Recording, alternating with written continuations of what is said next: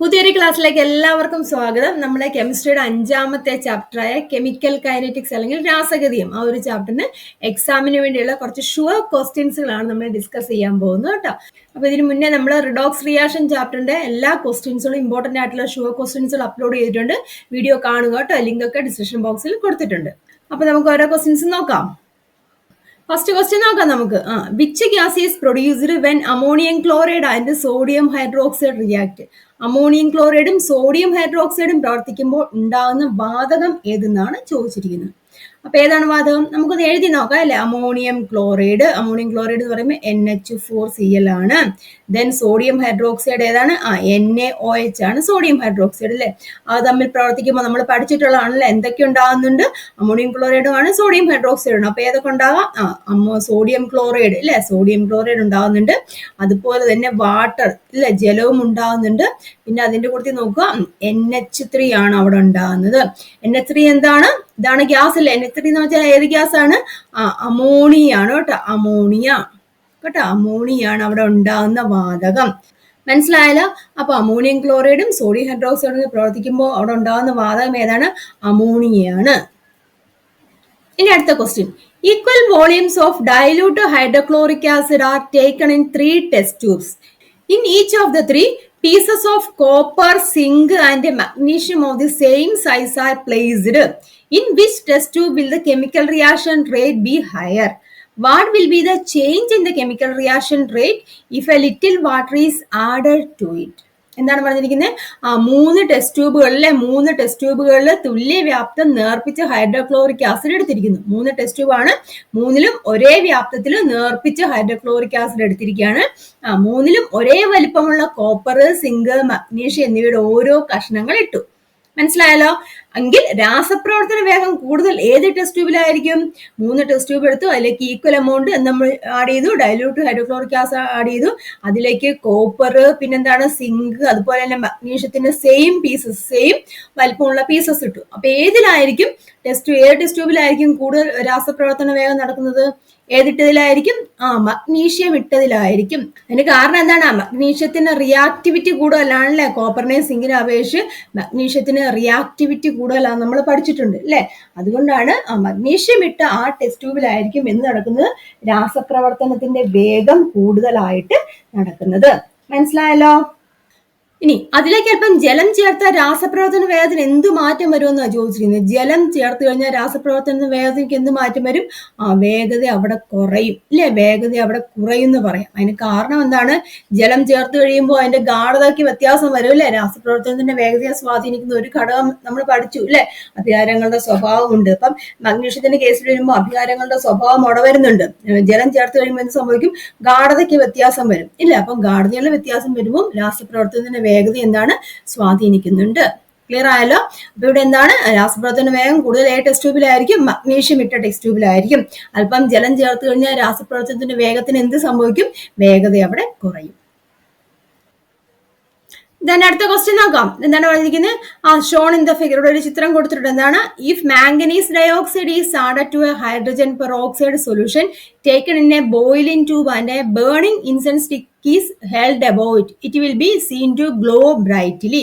ചിത്രത്തിൽ കാണിച്ചിട്ടുള്ളതാണ് hydrogen peroxide ലായനിയിലേക്ക് നമ്മൾ എന്ത് ആഡ് ചെയ്തു? മാംഗനീസ് ഡയോക്സൈഡ് ഉണ്ട്. മാംഗനീസ് ഡയോക്സൈഡ് നമ്മൾ ഇവിടെ ആഡ് ചെയ്തു. ഇനി എന്ത് ചെയ്തു? ഇവിടെ എന്താണ്? അതിന് മുകളിലേക്ക് ഒരു എരിയുന്ന ചന്ദനത്തിരി കാണിച്ചിരിക്കുകയാണ് അല്ലെ. എങ്കിൽ ചന്ദനത്തിരി കാണിക്കുമ്പോൾ എന്ത് സംഭവിക്കും? അതൊന്നുകൂടെ ബ്രൈറ്റ് ആയിട്ട് അവിടെ കത്തുന്നതായിട്ട് കാണാം ഇല്ല. അതിന് കാരണം എന്തായിരിക്കാം? അവിടെ ഒരു ഗ്യാസ് പ്രൊഡ്യൂസ് ചെയ്തിട്ടുണ്ടല്ലേ. ഏത് ഗ്യാസ് ആയിരിക്കും അവിടെ പ്രൊഡ്യൂസ് ചെയ്തത്? ഓക്സിജൻ ആണ് അവിടെ പ്രൊഡ്യൂസ് ചെയ്തത് ഇല്ല. ഓക്സിജൻ ആണ് അവിടെ പ്രൊഡ്യൂസ് ചെയ്തത്. അതുകൊണ്ടാണ് അത് കൂടുതൽ ശോഭയോടെ അവിടെ കത്താൻ കാരണം. മനസ്സിലായല്ലോ? അപ്പൊ അത് ശോഭയോടെ കത്താൻ കാരണം എന്താണ്? ഓക്സിജന്റെ പ്രസൻസ് അവിടെ ഉണ്ടായി അല്ലെ. അതായത് ഹൈഡ്രജൻ പെറോക്സൈഡിലേക്ക് മാംഗനീസ് ഡയോക്സൈഡ് ആഡ് ചെയ്തപ്പോൾ അവിടെ ഓക്സിജന്റെ പ്രസൻസ് ഉണ്ടായി. ഓക്സിജൻ ഇവോൾവ് ചെയ്തു. അപ്പൊ ഓക്സിജന്റെ പ്രസൻസ് ഉണ്ടായപ്പോഴാണ് അത് ഒന്നുകൂടെ ബ്രൈറ്റ് ആയിട്ട് കത്തിയത്. ഇനി How is known of manganese dioxide that does not undergo chemical change permanently? രാസമാറ്റത്തിന് വിധേയമാകാത്ത മാംഗനീസ് ഡയോക്സൈഡിനെ ഏത് പേരിലാണ് അറിയപ്പെടുന്നത്? MnO2 ഉണ്ടല്ലോ, രാസപ്രവർത്തനം വിധേയമാകുന്നുണ്ട് MnO2 ഇല്ല, രാസപ്രവർത്തനം വിധേയമാകുന്നില്ല. പക്ഷെ അത് ആഡ് ചെയ്തപ്പോഴാണ് എന്തോടെ സംഭവിച്ചത്? ഓക്സിജൻ അവിടെ ഇവോൾവ് ചെയ്തു ഇല്ലേ? അപ്പം രാസപ്രവർത്തനം അവിടെ വിധേയമാകുന്നില്ല. അങ്ങനെയുള്ള പദാർത്ഥങ്ങൾ ഏത് പേരിൽ അറിയപ്പെടും? ക്യാറ്റലിസ്റ്റ് ഇല്ലേ, ക്യാറ്റലിസ്റ്റ് അല്ലെങ്കിൽ എന്താണ്? ഉൽപ്രേരകം ഇല്ലേ, ക്യാറ്റലിസ്റ്റ് അല്ലെങ്കിൽ ഉൽപ്രേരകം എന്ന് അറിയപ്പെടും. മനസ്സിലായല്ലോ? ഇനി name the enzyme that accelerated converting starch into maltose. കേട്ടോ, അന്നജത്തെ മാൾട്ടോസ് ആക്കി മാറ്റുന്ന പ്രവർത്തനത്തെ ത്വരിതപ്പെടുത്തുന്ന ഒരു എൻസൈം ഉണ്ട്. അതേതാണെന്നറിയോ? അപ്പൊ അന്നജം ഉണ്ടല്ലോ, നമ്മൾ ഫുഡ് കഴിക്കുമ്പോൾ അന്നജം ഉണ്ടല്ലോ, ആ അന്നജത്തെ മാൾട്ടോസ് ആക്കി മാറ്റുന്ന ഒരു എൻസൈം അവിടെ ഉണ്ട്. അതെന്താണ്? അങ്ങനെ മാൾട്ടോസ് ആക്കി മാറ്റുന്ന എൻസൈം എന്ന് പറഞ്ഞിരിക്കുന്ന ഏത് എൻസൈം ആണെന്നറിയോ? അമിലേസ് എന്ന് പറഞ്ഞൊരു എൻസൈം ആണ് കേട്ടോ. അമിലേസ് എന്ന് പറഞ്ഞിരിക്കുന്ന ഒരു എൻസൈം ആണ്. അപ്പൊ ഈ അമിലേസ് എന്ന് പറഞ്ഞ എൻസൈം ആണ് അന്നജത്തെ മാൾട്ടോസ് ആക്കി മാറ്റുന്ന പ്രവർത്തനത്തെ ത്വരിതപ്പെടുത്തുന്ന എൻസൈം എന്ന് പറഞ്ഞിരിക്കുന്നത്. അപ്പൊ അവിടെ നിന്നാണ് ആ എൻസൈം അവിടെ ഒരു ഉൽപ്രേരകം അല്ലെങ്കിൽ കാറ്റലൈസ്റ്റ് ആയിട്ടാണ് പ്രവർത്തിക്കുന്നത് കേട്ടോ. അപ്പൊ അന്നജത്തെ മാൾട്ടോസ് ആക്കി മാറ്റുന്ന പ്രവർത്തനത്തെ ത്വരിതപ്പെടുത്തുന്ന എൻസൈം ഏതാണ്? അമിലേസ് എന്ന് പറയും കേട്ടോ. അമിലേസ് എന്ന് പറഞ്ഞിരിക്കുന്ന ഒരു എൻസൈം ആണ് എന്താണ് അന്നജത്തെ മാൾട്ടോസ് ആക്കി മാറ്റുന്നത്.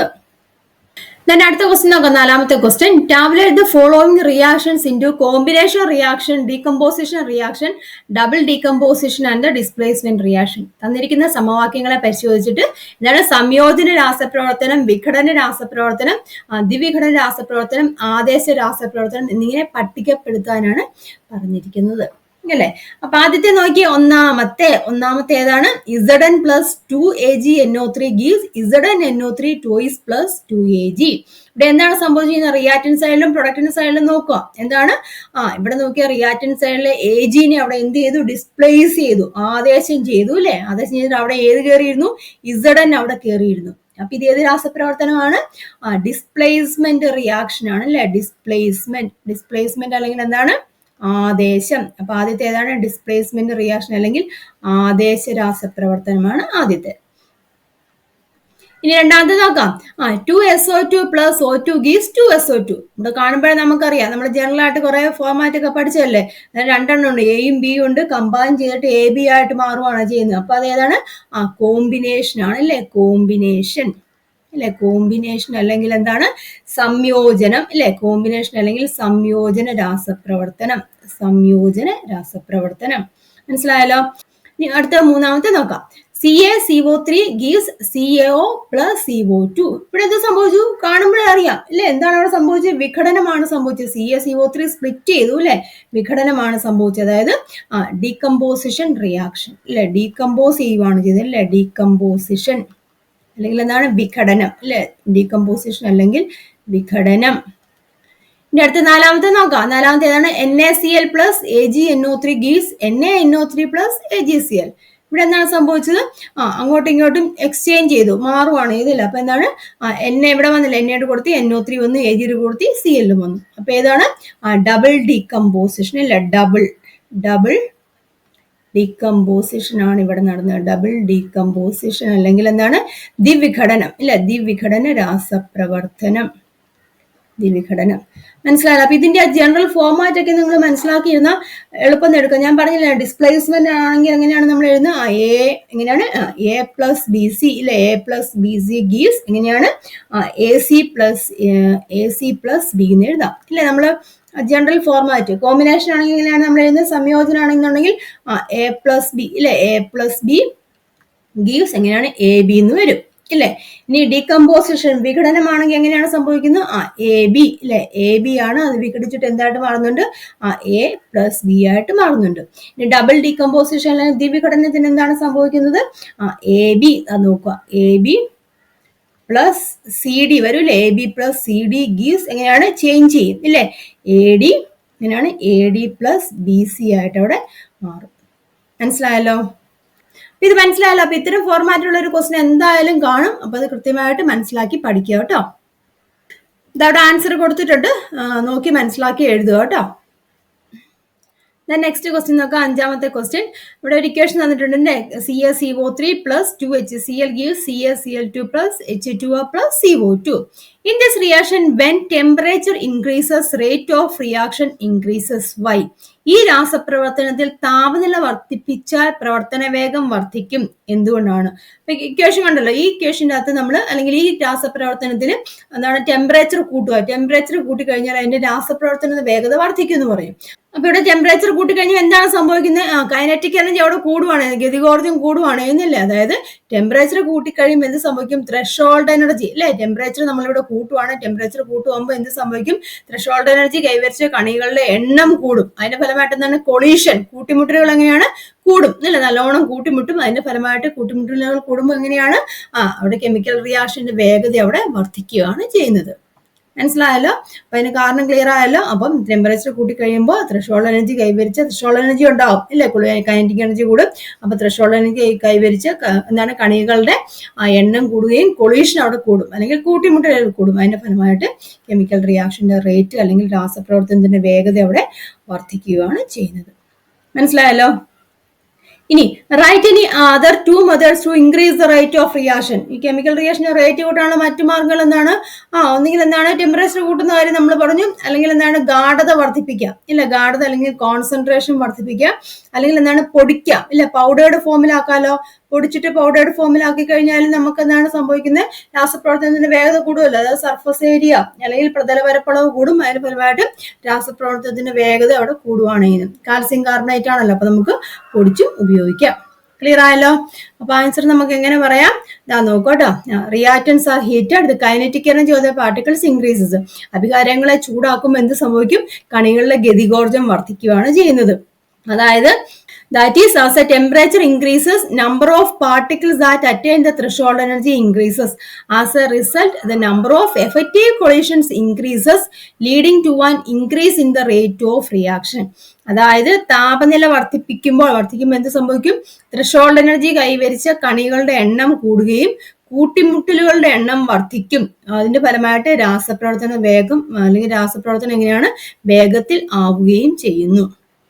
ക്ലിയർ ആയല്ലോ? അപ്പൊ അത് മനസ്സിലാക്കുക കേട്ടോ. പിന്നെ എന്താണ്? രാസപ്രവർത്തന വേഗം വർദ്ധിപ്പിക്കുകയാണ് മറ്റു രണ്ട് മാർഗങ്ങൾ. നമ്മൾ ഒന്ന് പറഞ്ഞു, ടെമ്പറേച്ചർ കൂട്ടുക, അല്ലെങ്കിൽ എന്താണ് കോൺസെൻട്രേഷൻ കൂട്ടുക, താപനില വർദ്ധിപ്പിക്കാം അല്ലെങ്കിൽ ഗാഢത വർദ്ധിപ്പിക്കാം. പിന്നെ എന്താണ്? പൗഡർ കാൽസ്യം കാർബണേറ്റിനെ പൊടിച്ചു കഴിയുമ്പോൾ എന്താണ്? സർഫസ് ഏരിയ അല്ലെങ്കിൽ പ്രതല പരപ്പളവ് അവിടെ കൂടുകയാണ് ചെയ്യുന്നത്. അതിന്റെ ഫലമായിട്ടും രാസപ്രവർത്തനത്തിന്റെ വേഗത അവിടെ വർദ്ധിക്കും. then അടുത്ത ക്വസ്റ്റ്യൻ നോക്കാം. എന്താണ്? Equal volumes of sodium thiosulphate solution is taken in to 2 boiling tubes. Heat 1 boiling tube for some time. Add dilute hydrochloric acid in equal amount in both the boiling tubes. Sulfur precipitate faster in the boiling tube which is heated. എന്താണ് പറഞ്ഞിരിക്കുന്നത്? Sodium thiosulphate ലായനി തുല്യ അളവ് വീതം 2 boiling ട്യൂബിലെടുത്തു. എന്നിട്ട് ഒരു boiling ട്യൂബിലെ ലായനി എന്ത് സംഭവിക്കുന്നത്? ചൂടാക്കുകയാണ് ചെയ്യുന്നത്. എന്നിട്ട് രണ്ടിലും ഒരേ അളവ് HCl ചേർക്കുന്നു. ഹൈഡ്രോക്ലോറിക് ആസിഡ് നേർപ്പിച്ച HCl ആണ് ചേർക്കുന്നത്. അപ്പൊ ചൂടാക്കിയ ബോയിലിംഗ് ട്യൂബിൽ എന്താണ്?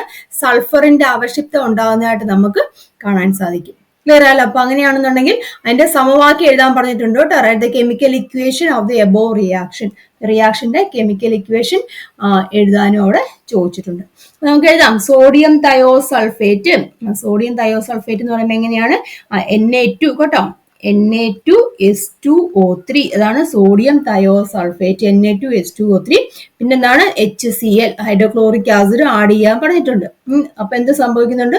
അവിടെ ഉണ്ടാകുന്ന എന്തൊക്കെയാണ്? സോഡിയം ക്ലോറൈഡ് ഉണ്ടാകുന്നുണ്ട്. പിന്നെന്താണ്? സൾഫറിന്റെ ആവശ്യകത ഉണ്ടാകുന്നു പറഞ്ഞിട്ടുണ്ട് അല്ലെ. അതുപോലെ തന്നെ എന്താണ്? വാട്ടർ ഉണ്ടാകുന്നുണ്ട്. പിന്നെന്താണ്? സൾഫർ ഡയോക്സൈഡ് ഉണ്ടാകുന്നുണ്ട്. പിന്നെ സൾഫറിന്റെ ഒരു അവശിഷ്ടം അല്ലെങ്കിൽ പ്രസിപ്പിറ്റേറ്റ് അവിടെ ഉണ്ടാവുകയാണ് ചെയ്യുന്നത്. ഇതാണ് ഇതിന്റെ ഇക്വേഷൻ. അപ്പൊ ഇതിനെ നമ്മളൊന്ന് ബാലൻസ് ചെയ്യണം കേട്ടോ. അത് ഇവിടെ ഒരു 2 HCl വരും, അതുപോലെ ഇവിടെ ഒരു 2 NaCl വരും. അപ്പൊ മനസ്സിലായല്ലോ? സോഡിയം തയോസൾഫേറ്റും HCl കൂടെ ആഡ് ചെയ്തു, ഒരു ടെസ്റ്റ് ട്യൂബ് ഹീറ്റ് ചെയ്തു. അപ്പൊ അവിടെ എന്തുണ്ടായി? സൾഫറിന്റെ പ്രസിപ്പിറ്റേറ്റ് അല്ലെങ്കിൽ അവശിഷ്ടം അവിടെ ഉണ്ടാവുകയാണ് ചെയ്തത്. ഇനി ഈ പരീക്ഷണത്തിൽ രാസപ്രവർത്തനത്തിന്റെ വേഗത്തെ സ്വാധീനിച്ച ഘടകം ഏതാണെന്നാണ് ചോദിച്ചിരിക്കുന്നത്. അപ്പൊ ഇവിടെ രാസപ്രവർത്തനത്തിന്റെ വേഗതയെ സ്വാധീനിച്ച ഘടകം ഏതാണ്? ഇതൊന്നാമത്തെ ക്വസ്റ്റ്യൻ ആണ്. രണ്ടാമത്തെ ഏതാണ് പറഞ്ഞത്? രാസപ്രവർത്തനത്തിന്റെ വേഗതയെ സ്വാധീനിച്ച ഘടകം ഏതാണ്? ടെമ്പറേച്ചർ അല്ലെ, താപനില അല്ലേ. അതായത് ഒന്നിനെ നമ്മൾ ചൂടാക്കി ഇല്ലേ, ഒന്നിനെ ചൂടാക്കിയപ്പോഴല്ലേ അവിടെ രാസപ്രവർത്തനത്തിന്റെ വേഗത വർദ്ധിപ്പിച്ചത്. അപ്പം ടെമ്പറേച്ചർ അല്ലെങ്കിൽ താപനില രാസപ്രവർത്തനത്തിന്റെ വേഗതയെ സ്വാധീനിച്ച ഘടകം. ഇനി രാസപ്രവർത്തന വേഗം കൂടാൻ കാരണം എന്ത്? കൂടാൻ കാരണം അന്ന് നമ്മൾ കഴിഞ്ഞ ക്വസ്റ്റിനിൽ പറഞ്ഞായിരുന്നു, ടെമ്പറേച്ചർ കൂടുമ്പോൾ എന്ത് സംഭവിക്കും, ത്രഷോൾഡ് എനർജി കൂടും ഇല്ല, ത്രഷോൾഡ് എനർജി കൂടുമ്പോൾ എന്ത് സംഭവിക്കും, കൊളീഷൻ കൂടും. കൊളീഷൻ കൂടുമ്പോൾ റേറ്റ് ഓഫ് കെമിക്കൽ റിയാക്ഷൻ അവിടെ ഇൻക്രീസ് ചെയ്യുകയാണ് ചെയ്യുന്നത്. നമുക്ക് എഴുതാം ടെമ്പറേച്ചർ, നമ്മൾ ഷോർട്ടായിട്ട് എഴുതുവാണെങ്കിൽ ടെമ്പറേച്ചർ ഇൻക്രീസ് ചെയ്യുന്നു. ടെമ്പറേച്ചർ ഇൻക്രീസ് ചെയ്യുമ്പോൾ എന്ത് സംഭവിക്കും, ത്രഷോൾഡ് എനർജി, ഞാൻ ടി എന്ന് എഴുതിയിരിക്കുന്ന ത്രഷോൾഡ് എനർജി ആണ് കേട്ടോ, ത്രഷോൾഡ് എനർജി അവിടെ കൂടും കേട്ടോ, ഇൻക്രീസ് ചെയ്യാന്നാണ് കേട്ടോ ഞാൻ എഴുതിയിരിക്കുന്നത് കേട്ടോ, അപ്വേർഡ് ആരോ ഇട്ടിരിക്കുന്നത് കേട്ടോ, നിങ്ങൾ ഷോർട്ടായിട്ട് മനസ്സിലാകാൻ വേണ്ടിയാണ് ഇങ്ങനെ എഴുതുന്നത് കേട്ടോ. ടെമ്പറേച്ചർ കൂടുമ്പോൾ എന്ത് സംഭവിക്കും, ത്രഷോൾഡ് എനർജി കൂടും. ത്രഷോൾഡ് എനർജി കൂടുമ്പോൾ എങ്ങനെയാണ്, കൊളീഷൻസ് ഇല്ലേ, കൊളീഷൻസ് അല്ലെങ്കിൽ എന്താണ്, കൂട്ടിമുട്ടലുകൾ, കൊളീഷൻസ് അല്ലെങ്കിൽ കൂട്ടിമുട്ടലുകളുടെ എണ്ണം അവിടെ കൂടും. അതിന്റെ ഫലമായിട്ട് rate of chemical reaction, like rate of chemical reaction, chemical റിയാക്ഷന്റെ റേറ്റും അവിടെ കൂടുകയാണ് ചെയ്യുന്നത്. മനസ്സിലായല്ലോ? അപ്പൊ നിങ്ങൾക്ക് പഠിക്കാനൊരു എളുപ്പത്തിനാണ് അവിടെ ഞാൻ ഇങ്ങനെ ഷോർട്ടായിട്ട് എഴുതിയത്. നിങ്ങളത് എഴുതുമ്പോൾ, എക്സാമിന് എഴുതുമ്പോൾ ഇങ്ങനെ എഴുതാൻ പാടില്ല, റിട്ടൺ ആയിട്ട് തന്നെ എഴുതുക കേട്ടോ, വേർഡ്സിൽ തന്നെ എഴുതണം കേട്ടോ. അപ്പോൾ ടെമ്പറേച്ചർ കൂടുമ്പോൾ എന്താണ്, ത്രഷോൾഡ് എനർജി കൂടും. ത്രഷോൾഡ് എനർജി അതായത് കണികളുടെ എണ്ണം കൂടുകയാണ് ചെയ്യുന്നത്. ത്രഷോൾഡ് എനർജി കൈവരിച്ച കണികളുടെ എണ്ണം കൂടും. അതിന്റെ ഫലമായിട്ട് കൊളീഷൻസിന്റെ എണ്ണവും കൂടും. അതിന്റെ ഫലമായിട്ട് റേറ്റ് ഓഫ് കെമിക്കൽ റിയാക്ഷൻ അല്ലെങ്കിൽ രാസപ്രവർത്തനത്തിന്റെ വേഗത അവിടെ വർദ്ധിക്കുകയാണ് ചെയ്യുന്നത്. മനസ്സിലായല്ലോ? അതേ ആൻസർ ഇവിടെ കൊടുത്തിട്ടുണ്ട് കേട്ടോ. ഇക്വേഷൻ ഇതാണ്, ടെമ്പറേച്ചർ ആണ് കൂടുന്നതിന്റെ റീസണും കേട്ടോ. വെൻ ടെമ്പറേച്ചർ ഇൻക്രീസസ്, കണ്ടോ, temperature increases, number of molecules with threshold energy increases, as A result the number of effective collisions increases and the rate of reaction also increase. 4 പോയിന്റേ ഉള്ളൂ. Temperature increase ചെയ്യുന്ന, ഞാൻ മുമ്പേ പറഞ്ഞു, temperature increase ചെയ്യുന്നു. ഇതാണ് threshold energy, threshold energy ഇവിടെ increase ചെയ്യുന്നു. ഇതാണ് കൊളീഷൻസ് ഇല്ലേ, കൊളീഷൻസ് ഇവിടെ ഇൻക്രീസ് ചെയ്യുന്നു. പിന്നെ അതിന്റെ ഫലമായിട്ട് കെമിക്കൽ റിയാക്ഷന്റെ റേറ്റോടെ ഇൻക്രീസ് ചെയ്യുകയാണ് ചെയ്യുന്നത്. താപനില വർദ്ധിപ്പിക്കുമ്പോൾ ത്രഷോൾഡ് എനർജി ഉള്ള തന്മാത്രകളുടെ എണ്ണം വർദ്ധിക്കുന്നു. തൽഫലമായിട്ട് ഫലവത്തായ കൂട്ടിമുട്ടലുകളുടെ എണ്ണം കൂടുകയും രാസപ്രവർത്തന വേഗം വർദ്ധിക്കുകയും ചെയ്യുന്നു കേട്ടോ. ഈ പറയുന്ന കൂട്ടത്തിൽ തന്നെ നിങ്ങൾ പഠിച്ചു പോകുക കേട്ടോ. അപ്പൊ പിന്നെ പിന്നീട് നോക്കേണ്ട ആവശ്യമില്ല കേട്ടോ. ക്ലിയർ ആക്കി മനസ്സിലാക്കി പഠിക്കുക. ഇനി അടുത്ത ക്വസ്റ്റ്യൻ, 7ാമത്തെ ക്വസ്റ്റ്യൻ നോക്കാം. Which of the following is an example of A double displacement reaction? അതായത് ദ്വിവിഘടന രാസപ്രവർത്തനം ഉണ്ടല്ലോ, അപ്പൊ അതിന്റെ എക്സാമ്പിൾ ഏതാണെന്നാണ് ചോദിച്ചിരിക്കുന്നത്. കാണുമ്പോഴേ നമുക്കറിയാം, ഡിസ്പ്ലേസ് ചെയ്യുവാണ്, ഡബിൾ ഡിസ്പ്ലേസ്മെന്റ് റിയാക്ഷൻ ആണ് അല്ലേ, അങ്ങോട്ടും ഇങ്ങോട്ടും എക്സ്ചേഞ്ച് ചെയ്യുകയല്ലേ ചെയ്യുന്നത്. അപ്പൊ ഏതാണ് ഫസ്റ്റ് അല്ലേ, NaCl AgNO3 അല്ലേ, Na NO3 മിക്സ് കമ്പൈൻ ചെയ്യുന്നുണ്ട്. അപ്പോൾ Ag എന്തായിട്ട് Cl ആയിട്ട് കമ്പൈൻ ചെയ്യുന്നുണ്ട്. അപ്പം ഡബിൾ ഡിസ്പ്ലേസ്മെന്റ് റിയാക്ഷൻ. ക്ലിയർ ആയാലും സംഭവം. രണ്ടാമത്തെ റിയാക്ഷൻ ഏതാണ്, Zn പ്ലസ് കോപ്പർ സൾഫേറ്റ്. ഇത് ഡിസ്പ്ലേസ്മെന്റ് റിയാക്ഷൻ ആണ് അല്ലെ. ഇതെന്താണ്, കോമ്പിനേഷൻ റിയാക്ഷൻ ആണ്. മൂന്നാമത്തെ കോമ്പിനേഷൻ ആണ്. 4ാമത്തെ എന്താണ്, ഡികമ്പോസിഷൻ ആണ് കേട്ടോ. അത് കൃത്യമായിട്ട് ഞാൻ ഈ ഒരു സെക്ഷൻ എന്തായാലും ക്വസ്റ്റ്യൻ ഉണ്ടായിരിക്കും. ഇങ്ങനെ ഇക്വേഷൻസ് തന്നിട്ട് അത് ഏത് രാസപ്രവർത്തനമാണെന്ന് ചെക്ക് ചെയ്യാനൊക്കെ ചോദിക്കാറുണ്ട് കേട്ടോ. ഇനി അടുത്ത ക്വസ്റ്റ്യൻ, 8ാമത്തെ, which one of the following does not affect the rate of reaction? ചുവടെ നൽകിയിരിക്കുന്നവയിൽ രാസപ്രവർത്തനത്തിന്റെ വേഗത്തെ സ്വാധീനിക്കാത്ത ഘടകമാണ് ചോദിച്ചിരിക്കുന്നത് കേട്ടോ. Temperature, pressure, colour of reactants, concentration. ഏതാണ്, കളർ ഓഫ് റിയാക്റ്റൻസ്. അഭികാരങ്ങളുടെ നിറം അവിടെ സ്വാധീനിക്കുന്നുണ്ടോ? ഇല്ലല്ലോ, അഭികാരങ്ങളുടെ നിറം ഒരിക്കലും സ്വാധീനിക്കുന്നില്ല. ഇനി അടുത്ത ക്വസ്റ്റ്യൻ നോക്കാം. Analyse the given reaction and answer the following questions. Equation തന്നിട്ടുണ്ട്, അത് നോക്കി വെച്ച് എന്താണ് താഴെ കൊടുത്തിരിക്കുന്ന ചോദ്യങ്ങൾക്ക് ഉത്തരം എഴുതാനാണ് ചോദിച്ചിരിക്കുന്നത്. Which is the product X formed here? ഇവിടെ ഉണ്ടായിരിക്കുന്ന പ്രൊഡക്റ്റ് എക്സ് എന്ന് പറഞ്ഞിരിക്കുന്നത് ഏതാണെന്നാണ് ചോദിച്ചിരിക്കുന്നത്. ഇതാ നോക്കുക, കാൽസ്യം കാർബണേറ്റും HCl ആണ് അല്ലെ. കാൽസ്യം കാർബണേറ്റും HCl ആയിട്ട് കമ്പൈൻ ചെയ്ത് കാൽസ്യം ക്ലോറൈഡ് ഇവിടെ ഉണ്ടാകുന്നുണ്ട്. പിന്നെ എന്താണ്, ഹൈഡ്രജൻ H2O ഉണ്ടാകുന്നുണ്ട്. പിന്നെ എന്താണ് ഇവിടെ ഉണ്ടാകുന്നത്, കാർബൺ ഡൈ ഓക്സൈഡ് ആണ് ഉണ്ടാകുന്നത് കേട്ടോ. നോക്കുക, കാൽസ്യം ക്ലോറൈഡ്, കാൽസ്യം ഇവിടെ ക്ലോറൈഡ്, ദെൻ വാട്ടർ ഉണ്ടാകുന്നുണ്ട്, ഹൈഡ്രജൻ വാട്ടർ ഉണ്ടാകുന്നുണ്ട്. പിന്നെ എന്താണ്, CO2 കാർബൺ ഡൈ ഓക്സൈഡ് ആണ് ഇവിടെ ഉണ്ടാകുന്ന വാതകം എന്ന് പറഞ്ഞിരിക്കുന്നത് കേട്ടോ. ക്ലിയർ ആയല്ലോ? ഇനി suggest any 2 methods to increase the amount of products in the given reaction. ഇവിടെ ഉൽപ്പന്നങ്ങളുടെ അളവ് കൂട്ടുന്നതിന് സ്വീകരിക്കാവുന്ന 2 മാർഗങ്ങൾ എഴുതാനാണ് പറഞ്ഞിരിക്കുന്നത്. എന്തൊക്കെയാ മാർഗങ്ങൾ? കാൽസ്യം കാർബണേറ്റ് അല്ലേ, കാൽസ്യം കാർബണേറ്റ് നമുക്ക് പൊടിക്കാം ഇല്ല. ഒന്നുകിൽ കാൽസ്യം കാർബണേറ്റിനെ പൗഡേർഡ് ഫോമിലാക്കാം, അല്ലെങ്കിൽ നമ്മൾ മുമ്പേ പറഞ്ഞ പോലെ തന്നെ എന്താണ്, ടെമ്പറേച്ചർ കൂട്ടാം അല്ലെ. ടെമ്പറേച്ചർ നമുക്ക് അവിടെ കൂട്ടാം. പിന്നെ എന്താണ്, അല്ലെങ്കിൽ കോൺസെൻട്രേഷൻ അല്ലെ, കോൺസെൻട്രേഷൻ HCl ഇവിടെ ഉപയോഗിക്കുന്നുണ്ടല്ലോ. അപ്പം HCl കോൺസെൻട്രേഷൻ അല്ലെ, കോൺസെൻട്രേഷൻ ഓഫ് HCl അല്ലെങ്കിൽ ഗാഢത നമുക്കവിടെ വർദ്ധിപ്പിക്കാം. മനസ്സിലായല്ലോ? ആൻസർ കൊടുത്തിട്ടുണ്ട്. കാർബൺ ഡൈ ഓക്സൈഡ് ആണ് ഉണ്ടാകുന്നത്. പിന്നെ എന്താണ്, യൂസ് പൗഡേർഡ് കാൽസ്യം കാർബണേറ്റ് ഉപയോഗിക്കുക, increase the concentration of HCl or increase the temperature. കേട്ടോ, കാൽസ്യം കാർബണേറ്റ് പൊടിച്ച് ഉപയോഗിക്കാം, അല്ലെങ്കിൽ എന്താണ് HCl ഗാഢത വർദ്ധിപ്പിക്കാം അല്ലെ, അല്ലെങ്കിൽ എന്താണ് താപനില അവിടെ വർദ്ധിപ്പിക്കാം. The next question, take 5 ml of hydrogen peroxide solution in a test tube, add some manganese dioxide into it. Which is the gas evolved?